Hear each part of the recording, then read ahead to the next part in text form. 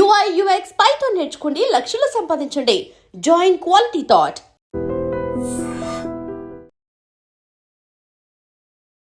మేడారం జాతర గిరిజనుల జాతర అతిపెద్ద జాతర కరెక్ట్గా ఇంకొక 2-3 రోజుల్లో ప్రారంభం కాబోతోంది కాబట్టి ఫస్ట్ అసలు మేడారం పోకంటే ముందు గట్టమ్మ దేవాలయం దగ్గర ఆగి భక్తులందరూ ఇక్కడ అమ్మవారిని దర్శనం చేసుకొని కొబ్బరికాయ కొట్టి అమ్మ దీవెనలు తీసుకొనే పోతూ ఉంటారు.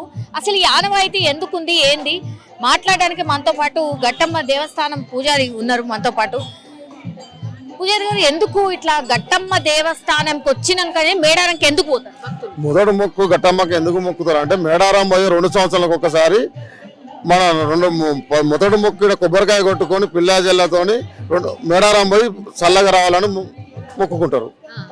కంపల్సరీ ఏ బస్సు అయినా సరే ఏదైనా సరే ఈడ ఆగిన తర్వాత దర్శనం చేసుకున్న తర్వాతనే పోతున్నారు. అదే మేడం, మొదటి మొక్కు ఫస్ట్ గట్టమ్మని దర్శించుకొని పోవాలంటే మేడారం చుట్టూ 7 గట్టమ్మలు ఉంటాయి.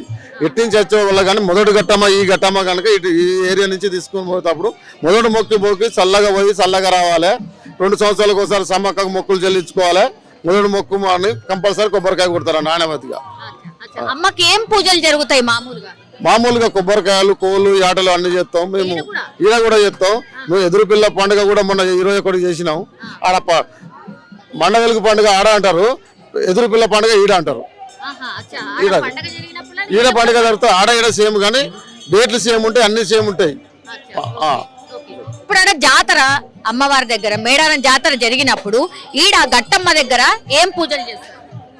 ఈడ పూజలు మన ఎదురు పిల్ల పండుగ పూజలు చేసినాం. మా సాంప్రదాయం ప్రకారం ఏం పూజలు ఉంటే ఆ పూజలు చేసినాం. అట్లనే పూజలు కంటిన్యూషన్ నడుస్తూ ఉంటాయి. జాతర టైంలో కూడా బగ్గ జనాలు కూడా మస్తుగా వస్తారు కదా. జాతర టైం కూడా ఇక్కడికి దర్శనం చేసుకుంటే అక్కడికి పోరు మేడం. ఈడ కంపల్సరీ మొదటి మొక్కు మొక్కుకొని చల్లగా పోయి చల్లగా రావాలి, ప్రయాణం సాగాలి, మేడారం పోయి మొక్కులు చెల్లించుకొని ఇంటికి చేరాలని పోతారు మేడం. ఇప్పుడు అమ్మవారి గద్దెలు అవన్నీ కూడా పునరుద్ధరించిండ్రు కదా ఈసారి. ఈడ గట్టమ్మ కాడ ఏమైనా చేసిండ్రా? ఈడ ఏం చేయలేదు. ఆ పెద్ద కార్యక్రమం పెట్టుకున్నాం కనుక మినిస్టర్ గారు, కలెక్టర్ గారు దాని తర్వాత చేద్దామన్నారు. అది ప్రాజెక్ట్ అందుతలేదు. దాని తర్వాత దీన్ని కూడా చేద్దామని చెప్పి మాకు మాట ఇచ్చారు. దీనికి కూడా డెవలప్మెంట్ చేద్దామన్నారు. వచ్చే 2 సంవత్సరాలకల్లా దీన్ని కూడా అవుతుంది. అంటే ఆ కార్యక్రమం అయ్యేసరి ఇంకా దగ్గర లాస్ట్కి వచ్చింది. ఆ మూమెంట్ లో అయితే 2 ఒక్కసారి కావు, నెక్స్ట్ సార్ వరకు చేసేస్తామన్నారు మంత్రి గారు మాట. ఎంత మంది దర్శించుకుంటారు మీ అంచనా ప్రకారం? ఇక వారమే ఉన్నది కదా, వారం ఉన్నది. మేడారంగు పోయే మంది కొన్ని లక్షల మంది దర్శించుకుంటారు. ఆడ 50 లక్షలు అయితే ఇక్కడ 30 లక్షలు దర్శించుకుంటారు. అంటే ఆడ చుట్టుపక్కల నుంచి 4 పక్కల నుంచి వస్తుంది, ఇది ఒక పక్క నుంచి వస్తుంది కనుక ఇక్కడ 30 లక్షలు అయితే ఆడ 50 లక్షలు వస్తుంది. అట్లా ఉంటది. దానికి దీనికి కొద్దిగా తేడాలే ఉంటది, కొద్దిగా తేడాలే ఉంటది. 1 కోటి మందికి పైనే దర్శనం చేసుకుంటారని ఒక అంచనా ఉన్నది. వీటికి 50 లక్షల పైన వేస్తారు, 50 లక్షల పైన వేస్తారు. 70% ఇక్కడ దర్శనం, 100% ఆడ. ఎందుకంటే చుట్టుపక్కల నుంచి అట్టించి వస్తారు, ఇటు రారు కనుక. ఈ రూట్ పెద్ద రూట్ కనుక ఇట్టించి వస్తారు. ఇప్పుడు ఈడ అమ్మవారికి మొక్కుకొని మళ్ళా సేమ్ అదే మొక్కు ఆడ అమ్మవారికి ఆడ మొక్కుతారు. ఇక్కడ ప్రయాణం సాగాలి. మేము 2 సంవత్సరాలకు ఒకసారి వస్తాను తల్లి చల్లగా ఉన్నాం కనుక మేము మొదటి మొక్కు కొట్టి వాళ్ళ కోరికలు తీర్చుకొని వస్తారు. అట్లా దానికోసమే గట్టమ్మ దేవాలయం. అది మొదటి మొక్కు ఈయనే ఉంటది. గట్టమ్మ దేవస్థానం దగ్గరనే కొబ్బరికాయ కొట్టి అమ్మవారి ఆశీర్వాదం తీసుకున్న తర్వాతనే మళ్ళా ఆడ మేడారంకి పోయి జనరల్లీ మొక్కులు చెల్లించుకుంటారు భక్తులందరూ. అందుకని చాలా మంది ఇక్కడ ఆగిన తర్వాతనే జాతరకు పోతూ ఉంటారు. అది గట్టమ్మ దేవస్థానం యొక్క విశిష్టత. సమ్మక్క సారక్క జాతర పక్కాగా గిరిజనుల జాతర అని చెప్తారు కానీ అసలు గిరిజనులే కాదు, ఈ వర్గం ఆ వర్గం అని ఏమీ లేదు. అసలు అందరూ అమ్మవారిని వచ్చి మొక్కులు చెల్లించుకుంటూ ఉంటారు. తర్వాత అమ్మ ఏది మొక్కినా కూడా తీరుస్తుంది అనేది ఒక గట్టి నమ్మకం. పిల్లా పాపలతోని ఒడిబియ్యం అనుకోండి, ప్రసాదం అనుకోండి, కుడకలు అనుకోండి, చీర అనుకోండి, ఇగో ఇట్లా చాలామంది మేకల్ని కూడా తీసుకొచ్చి అమ్మవారికి సమర్పించడానికని తీసుకొస్తూ ఉంటారు. సో ఒకసారి చూడండి వీళ్ళు ఎక్కడికి వెళ్ళొచ్చిర్రు ఏంది అనేది. చెప్పు. మాది ములుగు డిస్టిక్ ఉప్పేడి వీరాపురం వెంకటాపురం మండలం దగ్గర నుంచి వచ్చాం మేడం. మేకను మొక్కున్నాం, మాకు అనుకున్న జరిగింది. అందుకని మేము మొక్కు చెల్లించుకోవడానికి మా ఫ్యామిలీ మొత్తం అందరూ వచ్చేసినాం. వాళ్ళు అక్కడ మిస్ అయిన అయితే అక్కడి నుంచి ఎత్తుకుంటే ఇట్లా వస్తున్నారు వాళ్ళు. ఏంటి కోడి అట్లాగే మేకనా? అవును మేడం, ఎంత మంది వచ్చారు? మేము మొత్తం 15 మంది వచ్చాం మేడం. పొద్దున ఎర్లీ మార్నింగ్ బయలుదేరేసి చూసుకుంటూ వచ్చేసినాం మేడం. ఇప్పుడు ప్రతిసారి అంటే ప్రతి జాతరకు మీరు వస్తూ ఉంటారా? ప్రతి జాతరకు వస్తూనే ఉంటారు మేడం. అనుకున్న మొక్కులు ఖచ్చితంగా అయితేనే ఉంటాయి, చేస్తూనే ఉంటాం. మా ఫ్యామిలీ మొత్తం అందరం కలిసి ప్రతి సంవత్సరం వస్తూనే ఉంటాం. కాకపోతే ఇప్పుడు చిన్న పిల్లడు మా కొడుకు పుట్టిన కూడా మా కొడుకుదే మొక్కిది, అందుకని తొందరగా వచ్చినాం. జాతర వచ్చినప్పుడు రష్ తట్టుకోలేము, ఇప్పటికే తట్టుకోలేకపోతున్నాం మేము అసలు, అందుకనే వచ్చేస్తున్నాం ఇట్లా. ఇప్పుడు ములుగు వాసులు కదా, మొత్తం ప్రాంగణం అంతా మారిపోయింది, గద్దెల ప్రాంగణం పూర్తిగా మారిపోయింది. ఎట్లా అనిపిస్తుంది? ఇంకా కంప్లీట్గా చూడలేము మేడం మేము. బాగుంది అన్నీ అయితే మొత్తం డిజైన్ కానీ అన్నీ అసలు మాకు వీటి గురించి తెలియదులే, కానీ కాకపోతే చూస్తా ఉంటే కొంచెం మనకు యూట్యూబ్లో కూడా చూసేసి మేము అర్థం చేసుకున్నాం కొన్ని. అట్లనే మా బాబుదే మొక్క అసలు ఆయన గురించి మొక్కినాం అంతా. ఓకే అండి, మంచిగా బాయ్ చెప్పు డాడీ, బాయ్ చెప్పు, బాయ్ చెప్పు. జోజ దండం పెట్టు, దండం పెట్టు. జై సమ్మక్క సారక్క తల్లికే, సమ్మక్క సారక్క తల్లికే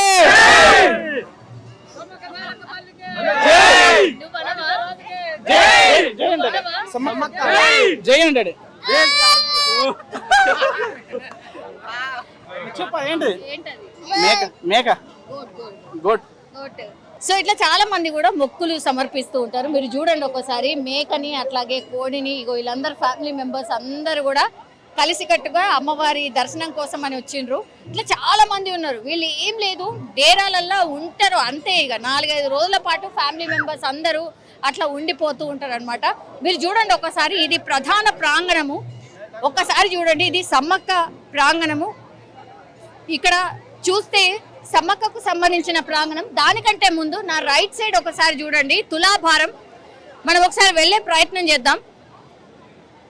ఇక్కడ ఎవరైనా సరే అమ్మవారికి మొక్కులు చెల్లించుకోవడానికి చాలా మంది బంగారాన్ని సమర్పిస్తూ ఉంటారు.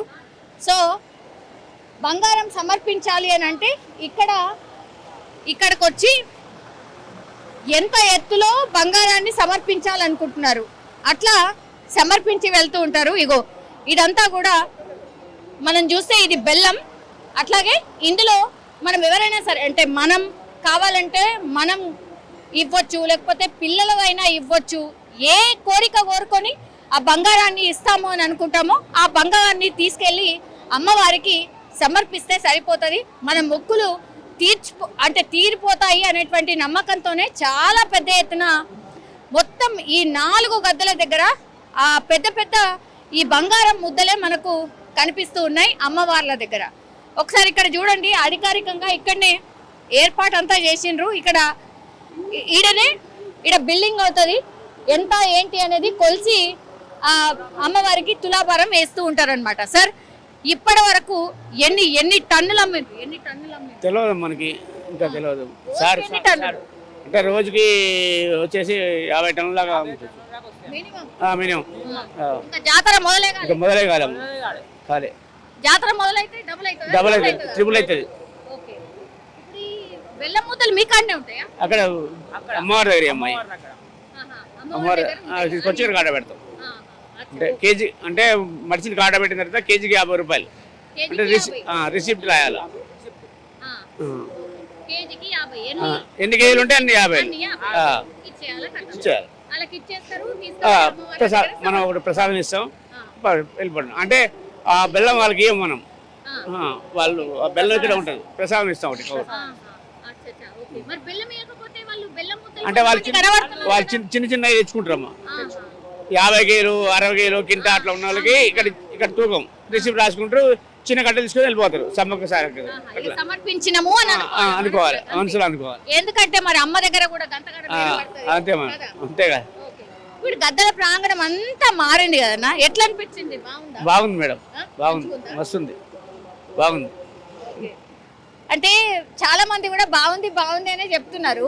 ఎవరన్నా ఏమన్నా బాగాలేదు ఇట్లా ఎందుకు అని అంటారేమో అని అనుకున్నామని లేదమ్మా. అంటే కొద్దిగా గేట్లకు తేడా ఉంది, గేట్లు కూడా చేశారు. గేట్లు ఇంత ముందు ఎడల్పు లేవు, కొద్దిగా ఉంటే ఇప్పుడు ఎడల్పు చేశారు, బాగుంది. ఓకే. సో ఇట్లా మనం చూడొచ్చు తులాభారం అయిన తర్వాత ఇగో ఇక్కడ నుంచి మనకు పూర్తిగా అమ్మవారి గద్దెలు కనిపిస్తూ ఉంటాయి. ఒకసారి అటు వెళ్దాం. ఒక్కసారి అమ్మవారి గద్దెల దగ్గరికి వెళ్దాం.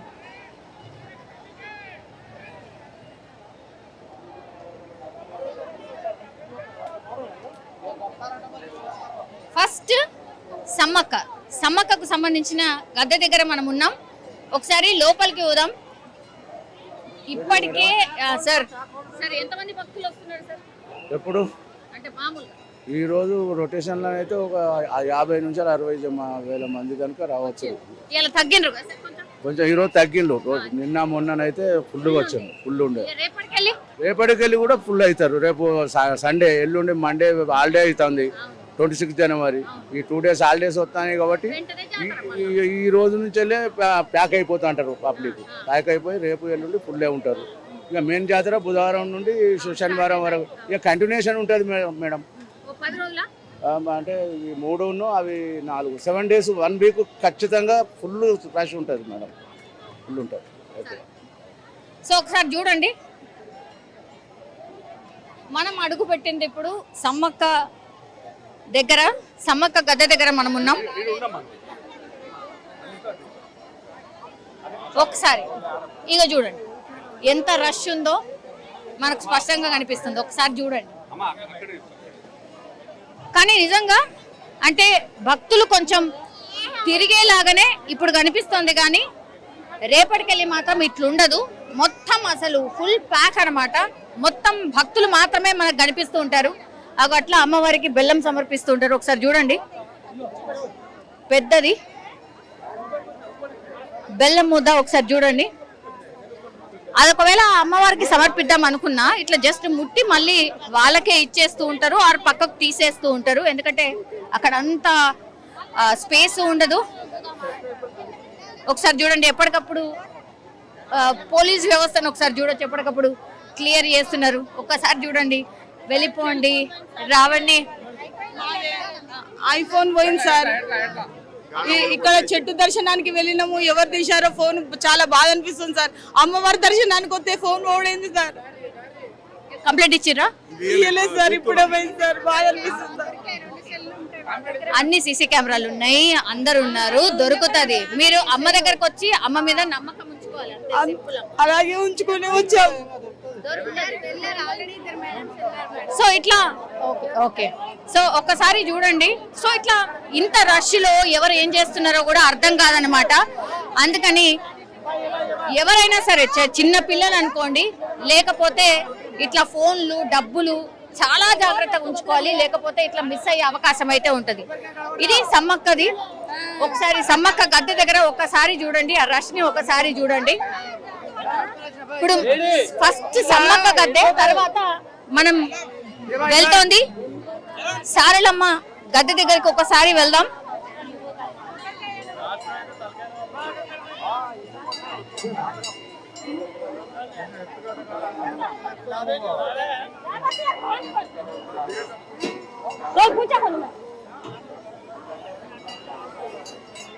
ఇగో సమ్మక్క గద్దెకి అట్లాగే సారలమ్మ గద్దెకి ఎంత గ్యాప్ ఉందో ఒక్కసారి చూడండి. అంతకంటే ముందు గజిబిజి లాగా ఉండేది, కానీ ఇప్పుడు చాలా గ్యాప్ అయితే కనిపిస్తుంది.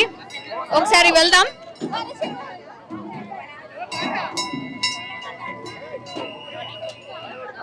ఇప్పుడు ఇక్కడ నుంచి సమ్మక్క తర్వాత సారలమ్మ. ఫస్ట్ యాక్చువల్లీ జాతరలో భాగంగా ఫస్ట్ మనకు సారలమ్మ, పగిడిదరాజు, గోవిందరాజు ఫస్ట్ గద్దెల మీదకి వస్తారు, తర్వాత సమ్మక్క వస్తుంది. సో ఇటు అటు పూర్తిగా హుండీస్ కనిపిస్తున్నాయి మనకు. హుండీలలో ఎవరైతే కానుకలు సమర్పించాలనుకుంటారో వాళ్ళు ఈ హుండీలలో కానుకలని సమర్పించుకుంటూ ముందుకు సాగచ్చు. ఒకసారి మనం ఇప్పుడు నెక్స్ట్ వెళ్తోంది సారలమ్మ. జాతరలో భాగంగా ఇప్పుడు సారలమ్మని ఫస్ట్ తీసుకొస్తారు. సో సారలమ్మ దగ్గరికి ఒకసారి వెళ్దాం. ఇది సారలమ్మ యొక్క గద్దె.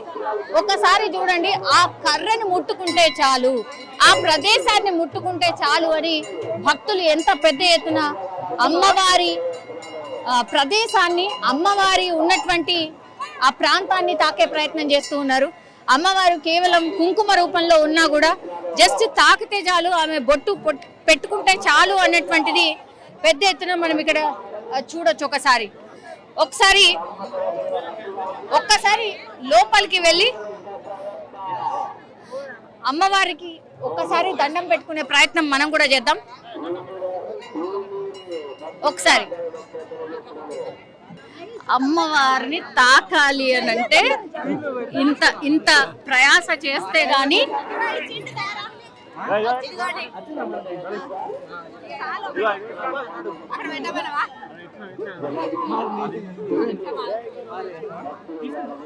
సమ్మక్క దర్శనం చేసుకున్నాం ఇప్పుడే. ఇగో కుంకుమ బొట్టు జస్ట్ తాకినా అంతే, అది నేను కూడా పెట్టుకుంటున్నా. ఇది చాలు అమ్మవారి దీవెన ఉంటది అని అంటారు.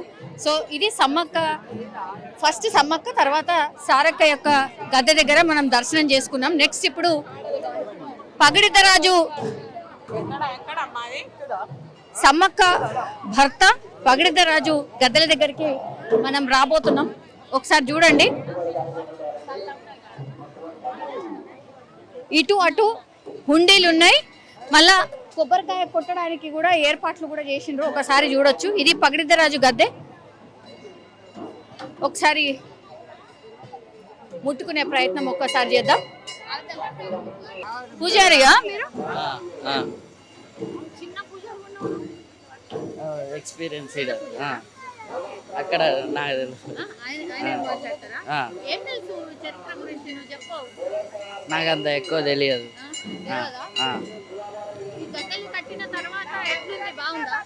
చాలా బాగుంది. ఒకసారి మాట్లాడదాం. పెద్ద పూజారి ఇక్కడ ఉన్నారట. స్వామి మంచి జాతర ఎట్లా సాగుతున్నది? జాతర బాగానే జరుగుతుందండి. భక్తులు బాగానే వస్తున్నాడు. ఈ 4 గద్దెలు వరుస కట్టినందుకు అందరి దేవతల సమాన దర్శనం జరుగుతుంది. మాకు నచ్చిందండి. అయినా మిమ్మల్ని అందరిని అడిగిన తర్వాతనే కదా అంతా జరిగింది. ఇప్పుడు గుడి మెలిగే మండ మెలిగే అది అయిపోయింది కదా, ఇప్పుడు నెక్స్ట్ ఏంటి? దేవుళ్ళు గద్దెల మీదకి తీసుకురావడం. బుధవారం సార్లమ్మ, గోవిందరాజు, పగిడిద్దరాజు గద్దెల మీదకి వస్తారు. గురువారం నాడు సమ్మక్క తల్లి గద్దె మీదకి వస్తుంది. ఎందుకని ఇట్లా రాత్రి పూటనే తీసుకొస్తారు? ఎందుకు సమ్మక్కని? అది వెనక నుంచి సాంప్రదాయం అండి. ఆ సాంప్రదాయాన్ని పెద్దలు నిర్ణయించిండు. ఇక దానికి కట్టుబడి అట్లనే జరుగుతుంది అంతే. ఇక ఇప్పుడు ఈ ప్రాంగణంలో కొన్ని తిరునామాలు ఇట్లాంటివి ఎందుకు ఉన్నాయి అనేది ఒక చర్చ. ఏ తిరునామాలు అంటే? అంటే తిరునామాలు అంటే నామాలు ఉన్నాయి కదా, తిరుపతిలో ఉండే నామాలు ఎందుకు నామాలు వాటి మీద అనేది కూడా ఒక ఆ నామాలంటే పెద్ద చరిత్ర, అది మనకు తెలియదండి. అది పెద్దగా తెలుసు, ఇక మనం చెప్పలేము దానికి. ఇప్పుడు గోడల మీద ఉన్నాయి అన్నిటినీ కూడా మీ చరిత్రకు సంబంధించినవి మొత్తం అవేనా? ఇప్పుడు పగిడిద్దరాజు, గోవిందరాజు గద్దె మీదకి వచ్చినప్పుడు పడగ మీద మొత్తం గుర్తులు ఉంటాయి. ఇవన్నీ అవి దానికి సంబంధించిన భక్తి. ఇక ప్రతి ఒక్క బొమ్మకు చరిత్ర ఉంటుందండి. అది మనకు తెలియదు, మనం చెప్పలేము.